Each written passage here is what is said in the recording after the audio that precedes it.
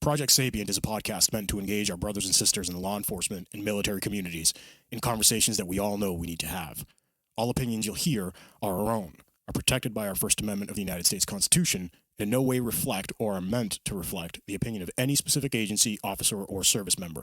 Some opinions may be controversial. Listener discretion is advised. Enjoy.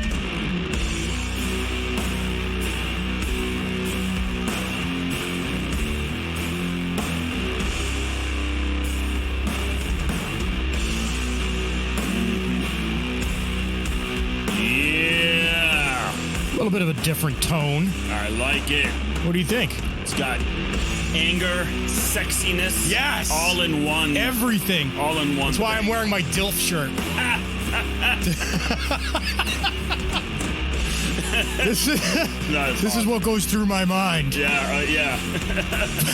Jesus. Bow now. Guys, Project Sapient. We want to say thank you to all of our support, all of our listeners, thousands, tens of thousands around the world, man. This is fucking awesome. Please get on YouTube and subscribe. YouTube is still giving us shit. It's growing, but it's not nearly growing as much as the podcast is. So please get on there. Help us out. We want to thank our supporters, HavokJournal.com, GymJunkies.com, VectorShields.com, WellnessForWarriors.live, LiveBoston617.org, EagleEyeFirearmsMA.com, ODKit.com, GunTrack.app, and our new one, Lisa Houlet, Houlet-law.com. She's an awesome attorney out of California. So, I know we have a very special article. Yeah. So today I decided, in keeping with the I guess what we've been doing week after week, especially in June with PTSD awareness month, I figured why don't we do one of my articles that I wrote from Havok Journal back June 7th of 2020, and pull it out. Yeah, I called it "I Came Back, but Not Really." I came back. Yeah. But not really. Exactly. And I just want to add, actually, today, June 14th, is the Army's birthday. June 14, 1775. Yep. So that's when we're recording it. But it's coming out next week. Not 1775. We're recording it today. Let's put the music back on.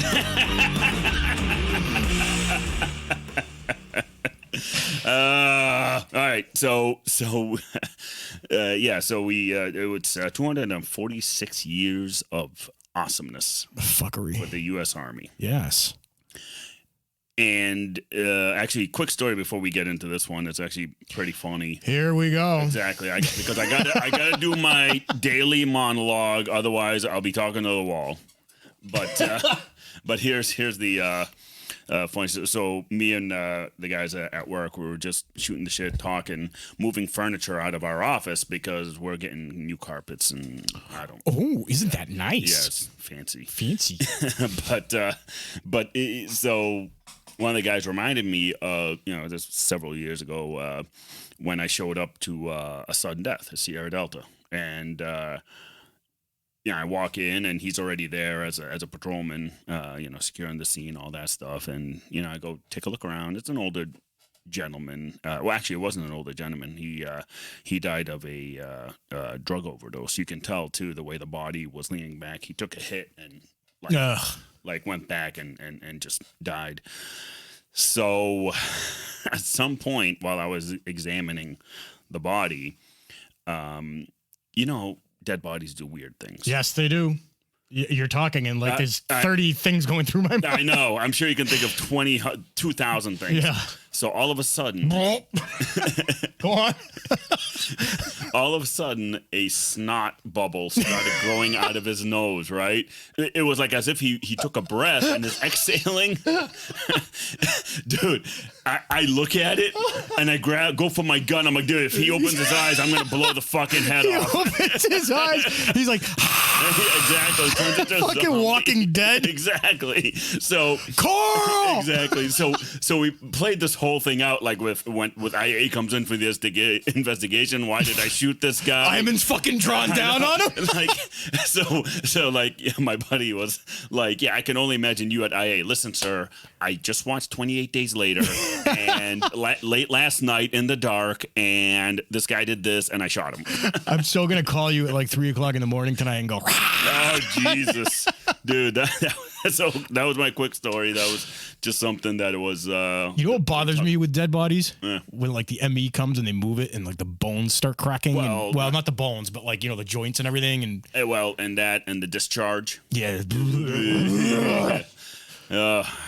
For our non-police listeners, non-military, first responders, we do have a very dark sense of humor when it comes to these kinds of things, because that's a way for us to kind of, I don't know, release it. How can you not laugh about a snot coming out of a dead dude? Listen, you're gonna have a Karen or a Chad out there. Oh my God, that's horrific. Exactly. You shouldn't talk about dead people like that. Like, relax, everybody. Oh my God, y'all suck. Anyways, isn't it funny? Like, dealing with dead people, right? Like, when I was on like the motorcycle unit and shit, and we'd be like, "Hey, dude, if you die, what size are your boots? You got a 12? All right, cool. Ride safe, bro." Yeah, we do the same thing. Ride safe, man. On SWAT, like, hey, yeah, you die, I'm gonna take your blue bolt for the sins. You know, like, what number locker you got? Yeah, exactly. All right, let's get the article. All right, I know we went way off course here, but it's all good. It's all good. That's the way we do it. So this article I wrote, again, I wrote it specifically, June 7th, 2020, PTSD Awareness Month in the month of June. Mm-hmm. So... we going right into it? Yeah, we're going right into it. So a lot of craziness out there in the world.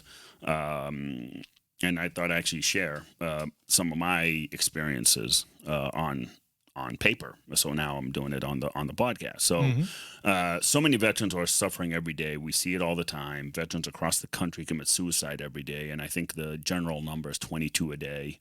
The VA, the Veterans Affairs, have come a long way, but still has a lot of work to do.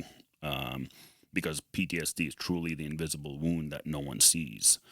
A lot of veterans do a good job hiding it. That's the thing. We're all proud. We're all, the alpha. We're all, superheroes that can't show weakness, kind of thing. Veterans have a hard time reaching out. Yeah, that's 100% true, because here's the thing. Because of the many times the systems in place have failed us. Look at the Vietnam War vets. Yeah. Like, fuck that. How many in our job, how many Vietnam vets have we dealt with that were undiagnosed, that have so many issues and that are very suicidal, homicidal, they've got issues. It was the domino effect from when they came back. A lot of them homeless, fucking drug addicts. It's ridiculous how bad these people were forgotten. Well, yeah, they were treated like shit. Yeah. So it's catching up. It's caught up actually now, and there's just so many stories of veterans that just actually want to die, whether it's suicide by cop or by other means. I know I said the video, but it's that same video where the cop that we posted gave the attaboy to, who was a veteran himself, and the other veteran was outside the VA, wanted to die suicide by cop. Oh, okay, cop, okay, yeah. We did it like a few episodes back, so if you guys want to go back, or on havokjournal.com, you go on my article, you can click that, and it's the YouTube video of that whole scene. But this video was tough for me to watch. I felt the pain in both of them. They were both veterans, and one of them being a veteran and a cop. So a few years ago, I had to deal with an unstable veteran on the verge of suicide. It didn't amount to the video, but it could have gotten that way. He was in my cruiser. I took him to a local psych hospital to be admitted. He was a Marine. He saw his fair share in combat in Afghanistan. His voice would break up here and there as he spilled his story to me. I had to keep strong for both of us because I saw the pain in his eyes. Mm-hmm. And I've always hated seeing fellow veterans suffer the way they do. In the end, we only have each other. So now we'll get into a little bit of my story. A couple things I've dealt with out in Iraq. My flight home from Iraq was uneventful. I shouldn't say uneventful. There was plenty of drinking. It was full of laughs. Tired soldiers who just wanted to get home. We landed in Dublin, Ireland, for a quick stop to refuel. The company exit. We all came out of the plane, stretch our legs, walk around the terminal. Bars were open, so understandably, we went and drank to oblivion. Yeah. especially in the morning. It's like early morning in Ireland and the bars are open. We're like, yep, we're coming. Yeah. What a nice stopover. Ooh, Yeah. just happened to be in Dublin. Yeah, exactly. So all I heard in the background, like while we're drinking whatever, glass break, and some bartender yells out, "Fucking Americans!" I'll never forget that. You know that it made me chuckle a little because we got back to our flight and back home because I can only imagine what it was that what was going on over there when he yelled that. Right? Yeah. So we landed over at Fort Dix, New Jersey, and what are you doing? Nothing. Just keep talking. Keep talking. Don't worry. Okay. Don't worry. I'm just playing with something. Yeah. Don't look. Just keep going. Okay. You just distracted me a little here. So you landed in Dublin. You got shit-faced. Yeah, got shit-faced. So we got home and we landed at Fort Dix, New Jersey. The cheering was louder than the plane engines itself when we landed. We came to a stop and began to make our way to our assigned backs. I rested my head on the pillow bed. I couldn't sleep. It was the same for the other soldiers. It all came flooding back. It had only been a couple months since I witnessed the last IED strike against one of our soldiers, Staff Sergeant Cal Worley, who was KIA, November 6, 2005. That was during an operation, a combat op that we did. And is that him? Yep, that's him. And he died during that morning. So the next morning, none of us were asleep. Obviously, we made our way to a briefing from a representative from the VA, and we learned that we were going to be on base for 2 weeks to reacclimate to society, which is bullshit. They pointed out that we were not the same, which was in fact true. Everyone in the U.S. has moved on while we were stuck in time. So we were still, essentially what they're saying is we were stuck in one type of setting, which is war, while the rest of the world was just moving on. Again, I don't want to get all Jordan Peterson, but you know who Jordan Peterson is? No, the psychologist. He's a Canadian guy. He's fucking amazing. Oh, I've sent you a couple of YouTube videos. Yeah, that's right. Says that's it for right. what it is, but he's brilliant. Yeah. It's almost like they were setting you up for failure from the things they were telling you. Oh, yeah, no, but 100%. Hey, the world's moved on. You're fucked. Yeah, right? And you're like a young kid. You just experienced fucking war and combat. Yeah. Oh, okay. Yeah, thanks. Yeah, I think when I was 22 years old when we came home and younger, you had guys younger than that. Yeah, I mean, here's the thing. This is the best part. Another good part about it. And the representative said that if we're having a tough time, to let them know. Then we learned that we would have to stay on base even longer if we had issues. If you had issues. Fuck that. Yeah. We all wanted to go home. So I thought, I was like, wow, what a great incentive. Go home or stay on base. That's a big toss up. What do I want to do? So I went. You're on U.S. soil. Yeah, let me stay here. Yeah, fucking last place I want to be is on a military base. So I went to the kiosk to talk to the VA rep and told him I'm good to go. And we walked out of the briefing and made our way back to the barracks. As we're walking to the barracks, a loud boom went off. Ugh. And my heart rate skyrocketed. I scanned to the direction of the sound. It was a tractor trailer bouncing over speed bumps. Yeah. And when they make that loud boom, to me it sounded like an explosion. Sure. So my heart was freaking going, and I'm like, holy shit. So I took a deep breath and said to myself, all clear. Hey, it's still you're damaging your body at this point. Well, yeah, I mean, and your mind. Well, here's the thing. I mean, when I came home, my heart or my adrenal gland never turned off.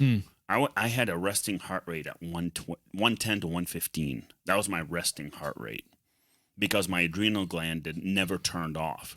And this is something I learned later on by my primary care physician who had me see a heart doctor, and I had to get on medications to balance it out. Well, to basically tell my adrenal gland stop, to get it back regulated the way it should. Yeah.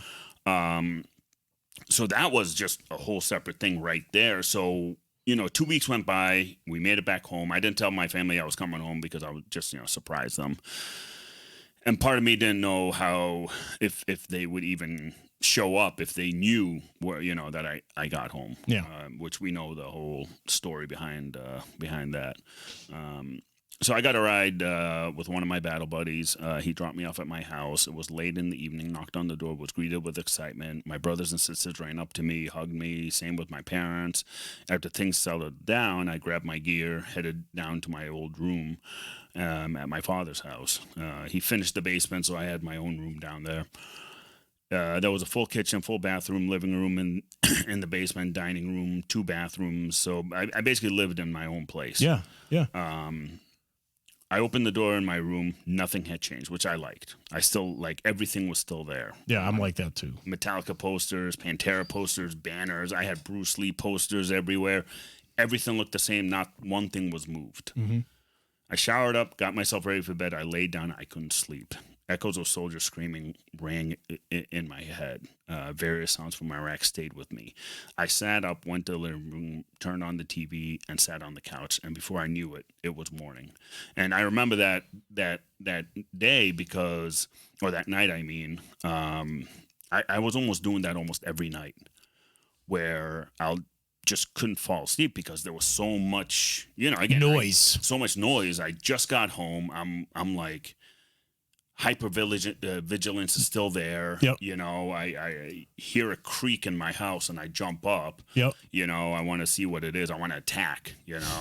So about 2 weeks went by and it was still the same. Hardly any sleep. Sitting in the living room watching TV, trying to make the time pass. I took melatonin. That didn't work. I had some messed up dreams that forced me awake. I remember one of my dreams. It wasn't really it's combat related. Me and my squad, we were running down a street in Iraq. Explosion happens, and everyone around me had no face. No face at all. Yeah. And I was like, that freaked me out. I still remember it vividly. Still there in my head. So one night, and my sister told me this because I don't even remember. My sister told me, found me sitting up in my bed and staring at the wall in front of me. My sister got my attention. We sat down on the couch and watched movies. I don't even remember that. You don't even remember the movies part. I don't remember Nothing. her Yeah. hey, come sit.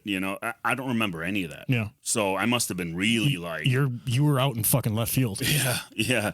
So I didn't even remember any of that, and it's like, holy shit. So another couple of weeks go by. I could feel this rage inside me that I've been trying to keep contained, and it's been so difficult. My room, the walls were full of holes from the amount of times I had punched them. Yeah. I just had so much aggression. Yeah. I didn't know what to do with it. Yeah. That's the thing. The Army, combat arms, when you're at war, that aggression is what saves you. That aggression is what's helped you. Well, you're releasing it exactly in theater. Exactly. You're channeling it. But now I don't have anywhere to channel it to. What am I going to channel it to? So I broke, again, holes in walls. I punched them. My anger then turned towards my family. My parents were useless and couldn't figure out why I was so angry, which to me, I'm like, dude, I just got back from war. There's something going on. And I think that's where they are so out of touch. And maybe a lot of families are the same way, so out of touch when their kids get back home from war. They don't know really what to do. You know what's strange to me about that? It's not to get too into your personal life, but the cultural aspect of it. You guys came from war. Yeah. You were raised in war. Your parents weren't young. No, they went through the Liberian Civil War and then Lebanon. So do you think maybe it was a little bit of a denial thing for them? Oh no, it was definitely denial. It was. Oh yeah, no, it was definitely denial. My parents, one of the conversations I had with them was, if you killed Muslims, that's bad for you. You'll go to hell. I was like, really? They actually? Yeah, they actually said that. I'm going to keep quiet. And I flipped. I flipped in ways that, all I saw was red. And then fast forward, like the community called me all sorts of names. A civilian friend of mine were no longer friends because, I mean, one of them said to me, "Man, you've changed, dude. I wasn't that wild college kid going around on weekend benders. I mean, I was reserved. I didn't want to go to bars, clubs, or anywhere that had a lot of people. I just wanted to be alone." And most of it, I got sick and tired of talking to civilians because of their bitching about trivial crap. Like, really, you're mad because you didn't get the right fucking drink or whatever. You missed the fucking this episode on TV. Like, you're watching Lost. Yeah, or I fought with my wife because I'm trying to watch the football game and she asked me this, and you're like, dude, really? Yeah. Fucking chill the fuck out. So I lost a lot of friends as a result, and which is fine because I kind of hear stories about them now, and they're still like raging alcoholics. Shitheads. Yeah, shitheads. They never changed. They never grew. I had to grow. So that's one of the things I like as you're talking about it is I didn't mind losing friends. No, I didn't. And I didn't mind me changing through my experiences and all that, right? Because you're not going to change how you've changed, right? Life is life. The universe is the universe. It's going to change you. It's done. The good thing is that these people actually expose themselves. Yeah. Well, to me, they actually showed their true colors. That's what I mean. Right. They showed their true colors, and you know what? Glad that you can fucking separate them. Yeah. Toss them away, and they weren't good for you. No. One of them, I remember this when my son was first born. One of them I still was in contact with, and when we were living in Dorchester, it was back in 2008. And I wouldn't see him that much purposely because I kind of kept my distance and whatnot. And he wanted to come over and see my kid. He showed up and he reeked of booze. I nearly threw him out of my condo. I was like, yeah, we're going to keep in my head, I'm like, all right, well, I don't want to scare my kid because I'm holding my son. Yeah. So I'm like, I'm going to keep this brief and he's going to get the fuck out. And he went out. I fucking erased his number, blocks it. I'm like, dude, nah, I'm not bringing this into my Showed up to your house fucking shit-faced. Oh, yeah. Yep. I fucking never forget that. Even my wife. To see your baby. Yeah. Yep. That again. You're a better man than me, dude. I would have thrown him out the fucking window. I would have thrown him, but I had my baby. Right. I was holding him. So again, I wasn't that wild, crazy kid. And I remember going, meeting up with one of my cousins. She, me and her, we used to work together at a doctor's office. And I remember she saw me and she said, "You look like you've been through hell." And I didn't think, because I was like, "Hey, how you doing?" Like, I didn't really, but I guess the eyes, the face, all that. And I didn't realize, I realized I didn't like any of those labels. Whatever, it made whatever I was going through real. What do you mean you didn't like the labels? Well, like you've been through hell or you're a combat vet, you're a war vet, whatever. To me at the time, it made it real. Like it really happened to me. So now I got to face it. I got you. You know what I mean? Yeah. So I didn't want to do that. So I ended up doing the wrong thing. So that's where I was confused. I was like, you weren't facing it. I wasn't. Okay. I did the wrong thing and went right back to work and right back to college. Yeah. Okay. And that I should not have done at all. Yeah. And I sat taking phone calls, dealing with patients, insurance companies, whatever. One day I looked around and I said, nope, not me. I ended up taking the police exam and eventually became a cop because to me, that stuff was so trivial. Like I'm like, no, that's not me anymore. Yeah. Like, something inside me woke up and it took war to kind of get him up. And, whether it's the wolf, lion, fighter, whatever you want to call it, that dude in me woke up. And now I'm seeking for something more. Yeah. Something beyond me. It took me a really long time to face my demons. There are days I still struggle from memories that come back to me. Sometimes I think, holy fuck, it's been 20 years ago and it still feels like yesterday. my VA therapist says that is very normal. Only recently I've taken my therapy seriously. Back when I wasn't, it was like, whatever, I'll deal with it myself. And one thing would lead to another. I drink heavily. And then when you drink heavily, you get even, your memories get even worse. Right. Because again, alcohol is a depressant. What is it going to do? It's going to bring all that bullshit that you have harboring and hiding out to the world. I want to make a statement. Yeah. And tell me if I'm wrong from Yeah. your experiences. I don't think I am from my experiences, but sometimes there's nothing wrong with dealing things yourself. Yeah. You can get a lot done. Yeah. You know what I mean?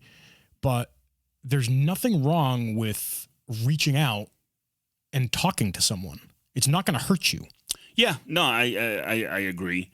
And I think, again, it was because of the bad taste we got from the VA, that initial meeting, we were all like, what the fuck? And then I did try the VA after on a couple of occasions, and it was such a fucking... Was it too clinical? No, not clinical. Like, it was too labor intensive for me just to make a fucking appointment. At the time, I'd have to call this number, which is in Buffalo, New York, to fucking have them schedule me to see a doctor in Brockton.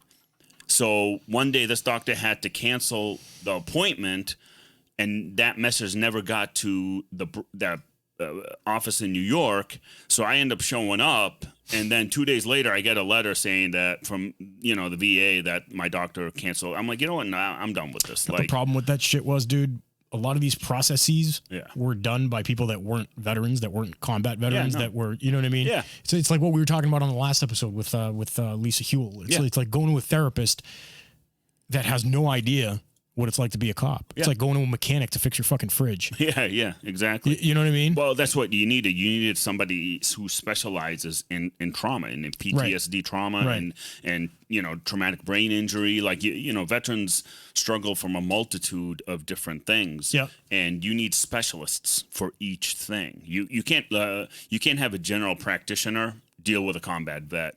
That's right. You just can't. It's not to say anything bad about the GP, right? Oh, no. The GP will do what they're trained to do. They'll look at everything abstractly, in generality, and be like, all right, well, here's some fucking antidepressants that'll probably do you worse. Yeah. You know what I'm saying? They won't look at, I'm not saying all antidepressants are worse, but they'll look at it with what they know. Well, here's the thing. Like, when I went initially to the VA way back, they just threw a rainbow amount of pills at me. Cocktail. Said, see what works. Try it. You know, like, whoa, I didn't like it because I felt like a zombie.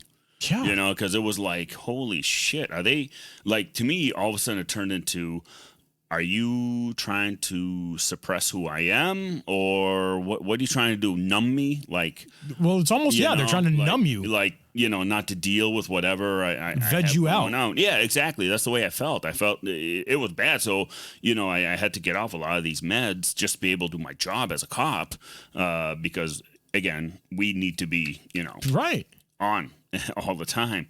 So, at first, the therapist at first didn't work out. I ended up leaving. So then I stayed with the psychiatrist, and I thought, all right, well, let's try the med routine and see what see what happens. So, but every time I look at those medications, I don't know if I'm sure other veterans feel the same way. They remind me that I never really came home. Right. That's the thing. That's one thing that is always said to me is part of you is still in that war. That part of you will never come back. It's there. It's fighting forever.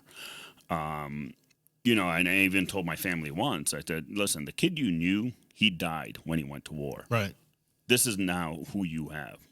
And you can't change it. No, you can't. There's no way. I mean, I've heard and read studies where those who got like traumatic brain injury, where I got like a minor traumatic brain injury from a freaking head-on collision, and it must have changed my personality, because I've read that when the brain gets knocked so hard against the skull, sometimes your personality changes. Of course it does. Because the chemicals are all freaking jumbled. Well, it's that, and just look at all the parts of the brain, dude. Yeah. No, I totally understand.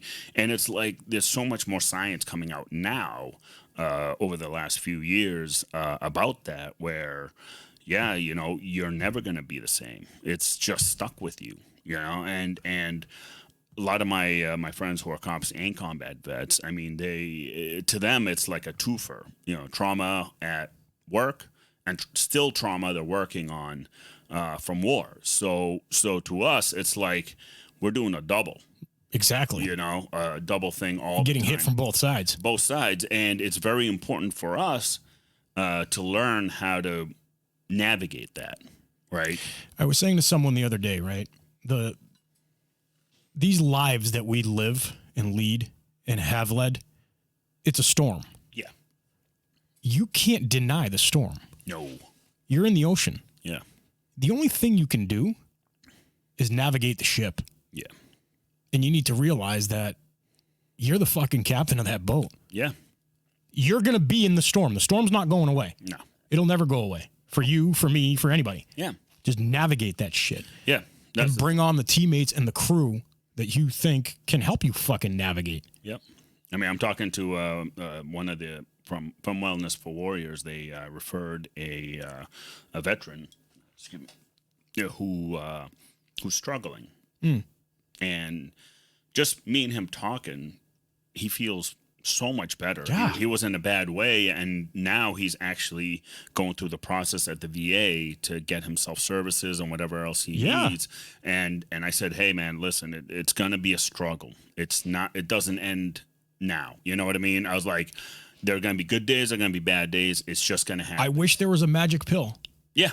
But there isn't. No. I mean, the brain is such a complex organ in our heads that freaking it's everything. Just think about like the brain, right? We're talking about the brain. Yeah. Think about minor things that you go through in your life that affect you emotionally. Yeah. The things that you think of, from your family to your friends to your wife to your this and that can affect you traumatically, right? Oh yeah. That can affect you traumatically. Now you're talking about bringing in major stuff psychologically and physiologically too, getting hit, fucking traumatic brain injury, all that stuff. Like, these things are all compounded. Yeah. That's why I mean, the storm is always going to fucking be there. It is. And with like the guy I'm talking to, his thing, like all the other veterans who've survived, is survivor's guilt. I mean, that's another form of PTSD. Yeah. Why did he take a left and I take a right, but he got hit? Why did I survive? That happened exactly. We had a mission with another squad in Iraq, and Sergeant Allers was the one who got killed. But he, so it was one of those forks on the road, and go left or go right. He said, "Oh, we'll take left. You go right." Okay, did our thing. Random decision. It could have been other way around. Whatever. Yeah. They get hit with the IED. I'll never forget. We were not even 5 minutes down the road where all of a sudden you hear the radios just screaming, IED strike, 9-line medevac. You're hearing it all. Yeah. Now we're racing to back them up in case of a further ambush. We secured the scene, and I remember doing so much shit. Again, my body went on autopilot. That's kind of like you revert back to your training. You're in an intense situation, and you're pulling burned bodies out. You're pulling injured soldiers out. You land the Black Hawk helicopter, and you help the flight crew load casualties and wounded soldiers on there so they can get them as quickly as possible to the local, the Army hospital on one of the big bases. But it's like all that noise though, right? And then having that survivor's guilt where it was like, I'll never forget one of the squad guys, he was in the lead gun truck. One of my squad mates, he just kind of was like, you know what? If we went left, that would have been me. Yeah. Because he was the lead gun truck. And again, that's a form of survivor's guilt that started building, and when you come home after all that, that's all you're going to think about. because one, we never really got to grieve at war. You do a quick memorial, and then It's not grieving. you're moving on. That picture that you had of Worley, that's the memorial. They did a quick memorial, and that's what we got during the memorial. That paper says a story on the inside and stuff like Thanks. that. And it would just, you do that, you're done in an hour. Now you're back out doing your missions. And that's it. So you never had time to grieve. So all these soldiers that came home never had that time. And if they did, it was way after the fact where they found their buddy's grave or whatever. Like I found Aller's grave in Arlington, which was really cool. And I went and paid my respects to him that way because I never knew where these guys got buried. And it took you that long. Yeah, I mean, I had no idea he was there. I just figured I'd look up because, they have a massive database. Yep. And I looked it up, and sure as shit, I'm like, oh, shit, this is where he is. Worley is buried back home at a state National Guard type cemetery in his state. But it was, one, cool for me to find Aller's. One, it was like, oh, my God, I actually found him, and I left him a challenge coin. And a couple other trinkets. I don't know if you know the whole thing with the coins. I know a little bit about it. All right, so I'll go over it. Why the challenge coin first? Challenge coin is something deeper. Okay. Like it's. I'd never heard of a challenge coin being left. Yeah, to me, the challenge coin was not only was I there, but I literally held your hand. Gotcha. Okay. Putting you on the helicopter. To me, that it was more meaningful. Yeah. Right. So I'll let me type up coins on graves. So there we go. All right. So the coins, each coin means something. So yeah, I don't know the specifics. Yeah. I'll go over it real quick. All right. You leave a penny. It means you visited. A nickel shows that you attended boot camp or training with the deceased. A dime shows that you served the same company but in a different platoon. A quarter is a service member who was with the deceased when the person died. So to me, a challenge coin took it a step further. Next level. A step further. So anytime for the non-military listeners, you walk by a veteran's grave, if you see any coins, obviously leave them there. There's a reason why they're there. Say. Yeah, they're pay respects, and I'm curious when I go down to see Aller's if that coin's still going to be there. It's a national cemetery, right? Yep. I'm pretty sure the people going there are. It's not aware. Yeah, I mean, there's pictures of some really, I shouldn't say high profile, but they must have done something amazing where there's hundreds of coins. Really? Yeah. Right on them. So that's the kind of history with the coin. So I left him a challenge coin and a quarter. Actually, I did both, challenge coin and a quarter. What was on the challenge coin, if you don't mind me asking? It was actually our unit. Okay. Our unit coin. I left because I had it with me, and it was funny because I had it with me, and it just so happened that I had it. You were like, perfect. Yeah, this fits. Yeah, and I took it and I put it right on the grave. So it's again, the Survivors Guild. Why? Because I remember between the both of them, me, I'm a single guy. I didn't have any kids. They have little ones, right, to come home to, or they had little ones to come home to, right. And now their kids growing up without knowing who their fathers really were. Yeah, because they were too young to have any memory. You're talking infants. So it's I mean that stuff is real, when it comes out, and all that noise you hear is I mean, there are times where I'm sleeping. This is even more recently where I woke up and I said, oh, there's too much noise, because whatever dream I'm having, it's like a lot going on, right? And I'll end up staying up, so I'll end up staying up and awake. And in the end, the reason why, one of the main reasons why I wrote this is, fellow veterans, even law enforcement, first responders, go ask for help. Yeah. You know, we have great organizations out there like Wellness for Warriors. Save a Warrior is the new one. I'm actually getting in touch with them now and talking to them, see if they'll come on the podcast. There's so many out there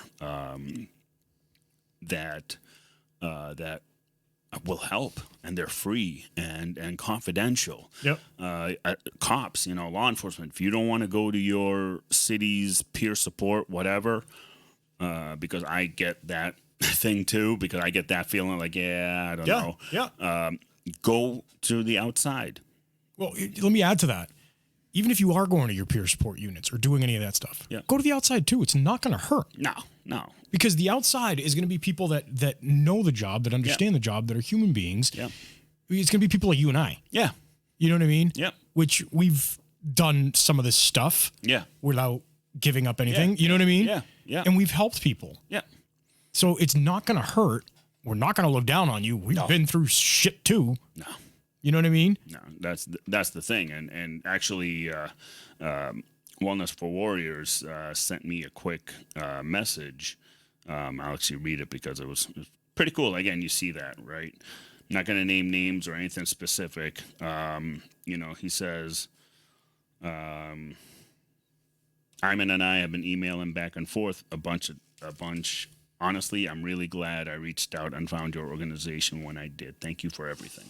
You Awesome. know, I mean, that's a win. To me, That's a win. Somebody like that, that's a one less suicide. Right? Yeah. That's one less fallen, officer that took his own life, or a veteran that took his own life. Or it's one more that took a positive step Yeah. as opposed to a backward step. Oh, absolutely. You know, so he, you know, so I ended up listing some of the the phone number for the Veteran Crisis Line. We'll add that to the show. Yep. That way people can go over there and you know, the phone number, I'll say it is 1-800-273-8255, and you press the number 1. And That's the crisis hotline. that's the Veteran Crisis Hotline, and it's free, anonymous, confidential resource, and it's available to anyone, even if you're not registered with the VA or enrolled with the VA.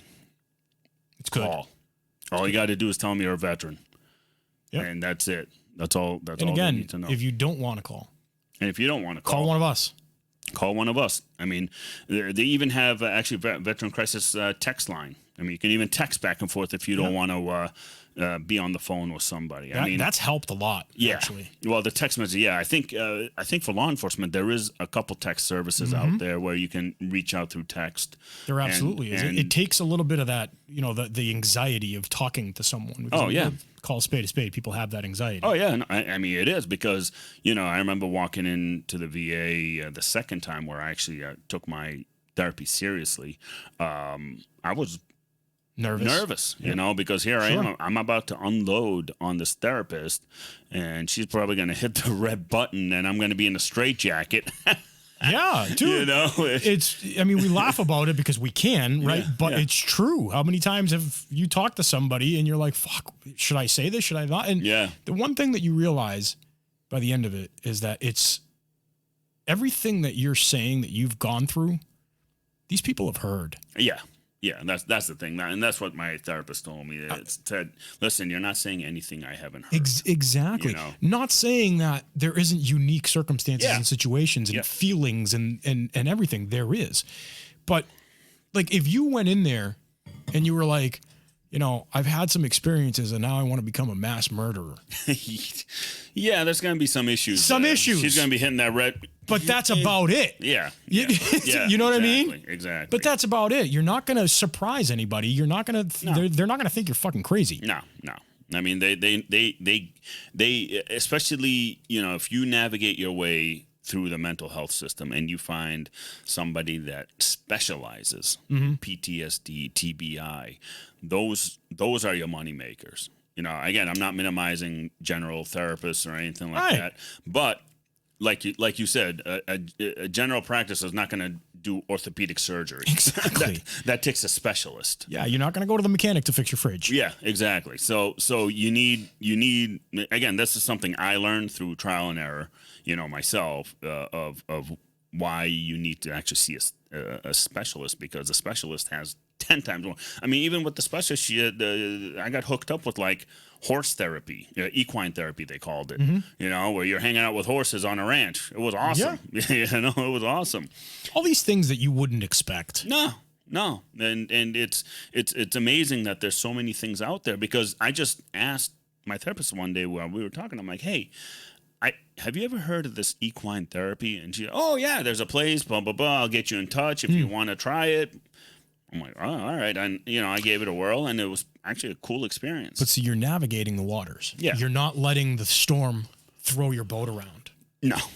And I mean, and, you know what I mean? Well, and I mean, again, there are going to be times where it's going to get rocky. Of course. I mean, no matter what, no matter how much you try, but again, though, you're given tools to help you mitigate that, whether it's breathing or thinking of something else or whatever exercises. It's like training. Yeah, well, that's what it is. You got to train your mind. Exactly. We as first responders and military, we train so much in physical fitness that we neglect mental fitness, and that is an organizational problem. That is a fundamental problem in the organizations.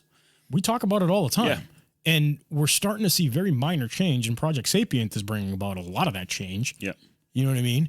So there's absolutely. Did you finish your whole article? Yeah. I didn't mean to cut you off. No. Yeah, I got towards the end. So yeah, we're good.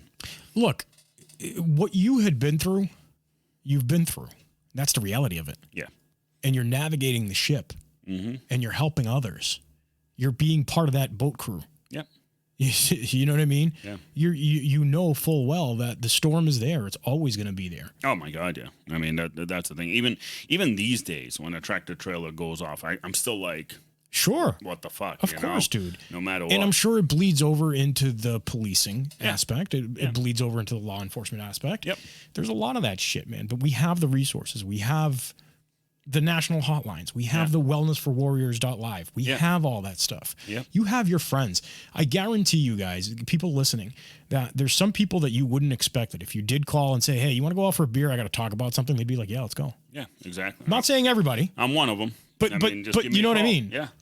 And there's, again, Project Sapient 2020 at gmail.com. We've had people reach out to us. Let me explain, like, people with this type of brotherhood that you have, or sisterhood, where, a little while back, it was like if it was our 15-year anniversary of being at war, and I made one phone call to my battalion commander, and because me and him, been through a few things, and he flew up, no questions asked. Yeah. He just came up, like, absolutely, I'm here. And the rest, that wouldn't, you know who they are. Oh no, I knew who to call and who thing is, though, a connection like that, a combat experience, a combat connection like that, your brothers for life. Absolutely. And that's it. Like, there's no question. I mean, I'm even closer to them than my own brothers.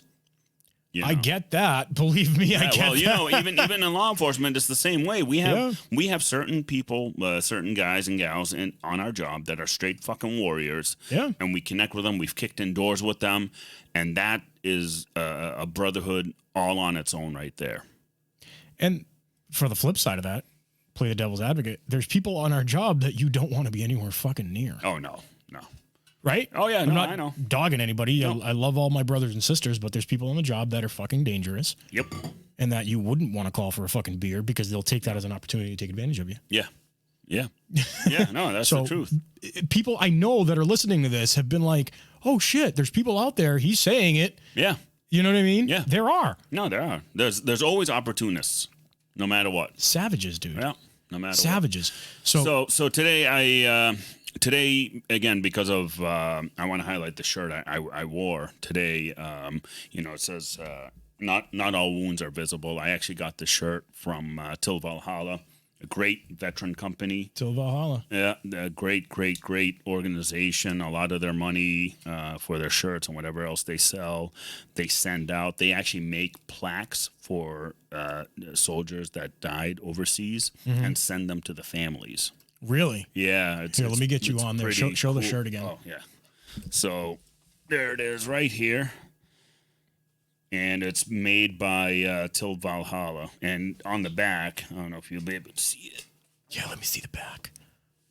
Bend down a little bit. PTSD awareness. PTSD awareness. In this family, no one fights alone. I just wanted to look at your butt. I'm sure. It's been looking rather good. I've been doing a lot of squats. My glutes are fucking tight. Yeah, they are. No, man. Yeah, but it's it's real stuff, and it is. Between law enforcement and military guys and gals, and reach out. In the end, I mean, I think that's what I want to give as advice. Reach out. Reach the fuck out, man. You got brothers and sisters. We'll do anything for you. We have organizations. We'll just talk to you if you want. We're not going to push you off to just an organization. You want to fucking chat about the rain? Yeah. But you know what I mean? Fucking reach out, dude. Mm-hmm. Wellnessforwarriors.live does so much for us. What was the other one that Lisa Huell was telling them? Save a Warrior. Save a Warrior. Out in California. Dude, there's all this shit. Yep. Enough. Yep. Enough of the bullshit. Yep. You guys aren't alone. We're not alone. We know that. ProjectSapient2020@gmail.com.